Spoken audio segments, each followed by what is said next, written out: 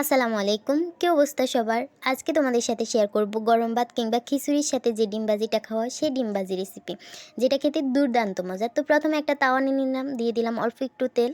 তেলটা গরম হওয়ার পর এখন দিয়ে দিব একটা ডিম ভেঙে। তো তোমরা চাইলে এখানে আরও বেশি দিতে পারো, যেহেতু আমি একজনেই খাবো এই কারণে একটাই ডিম দিলাম। এরপরে দিয়ে দিব স্বাদ মতো লবণ। এখন দিয়ে দিব কিছুটা লাল সবুজ কাঁচামরিচ কুচি। এরপরে দিব পেঁয়াজ কুচি। তো পেঁয়াজটাকে একটু মিহি করে কুচি করে নিতে হবে। এই তো পেঁয়াজ দেওয়া কমপ্লিট। এখন ঢাকনা দিয়ে 30 সেকেন্ডের জন্য রেখে দিতে হবে। তো 30 সেকেন্ড পর ঢাকনাটা সরিয়ে এখন ডিমটাকে উল্টায় দিতে হবে, যাতে অপর পিঠটাও সুন্দর মতো ভাজি হয় আর কি।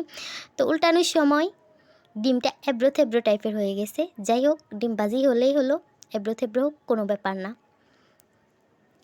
এখন ডিমটাকে নামিয়ে নিব। ডিম ভাজি কমপ্লিট। মাত্র 1.5 থেকে 2 মিনিট সময় নিয়ে এই ডিম ভাজিটা তো করতে হয়। তো আমার তো ডিম ভাজি কমপ্লিট হয়ে গেছে, এখন হচ্ছে খাওয়ার পালা। তো আমি খাইতেছিলাম।